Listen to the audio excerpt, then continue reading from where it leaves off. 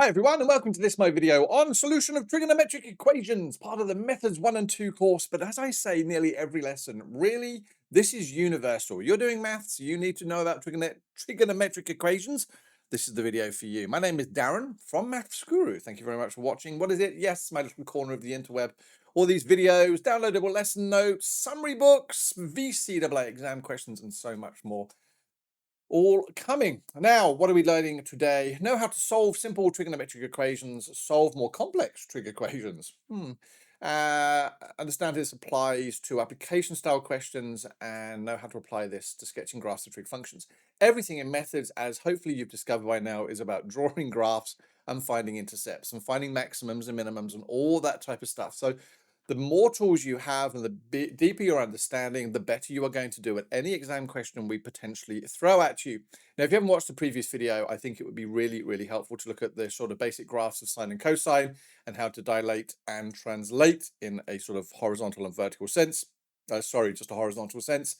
And again, that's found on mathsguru.com.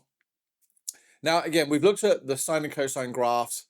I say here that realistically speaking, the questions that they use are application style. There are 60 marks available for those in the paper 2 exam, which is quite incredible. And so knowing how to do all this stuff is pretty important. Yeah. It's important to realize that basically we've looked at the idea of sine and cosine curves, yes? And what we can see from here is that, yes, it goes to infinity and beyond that way, and it has a crossing point at 0, 0, and pi and 2 pi, and it's got an amplitude, it's got a period, all that type of stuff is really, really important. But what does it mean, for example, if I ask you to find sine of x equals 0.5? And in fact, let's just write a half. And probably you'll turn around and go, well, it's easy, because I know my right angle triangles. I know all the stuff I've done previously. That's basically just 30 degrees. All right, 30 degrees is useful, but at this moment in time, we seem to have a graph drawn in terms of radians. Oh, okay, we can do that. It's pi on 6.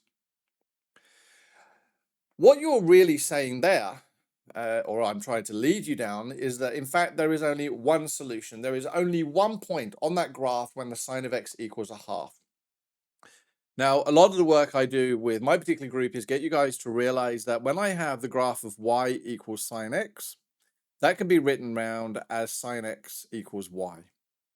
And if I did y is equal to a half, for example, and put those into each other, then I can get that sine of x is equal to a half.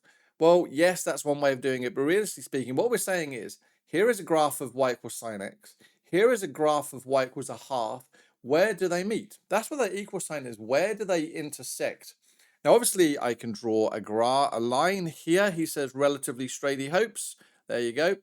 Now, that line there is y equals a half. And the red line is obviously y equals sine x, as I've already sort of detailed here. How many times does that cross? Because I hate to tell you this, it's way more than once.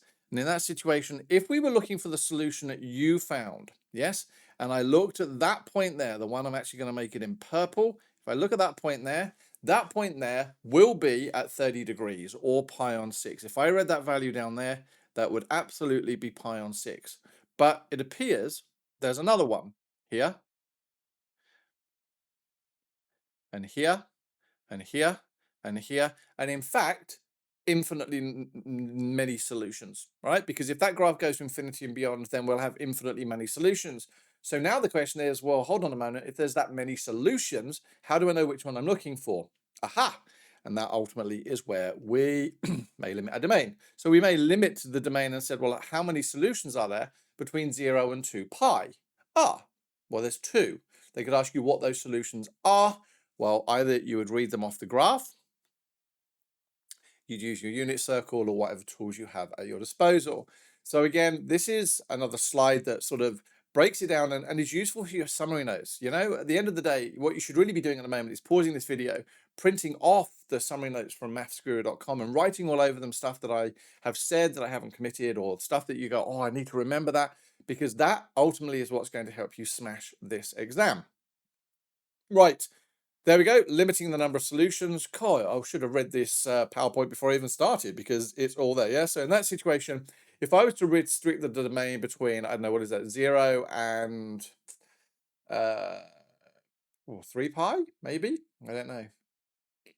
Between 0 and something, if I was to limit that, there would be 3 solutions. So we got to look at whether we're limiting the domain. Now, you're going to have to try and do this algebraically. And that's nothing to say that you don't then visualize the curve in your head. You've got to do this using either the unit circle, the 2 right angle triangles, your CAS calculator, if it's CAS enabled. And to be honest with you, if it's CAS enabled, you wouldn't be doing half the stuff I'm about to show you here. But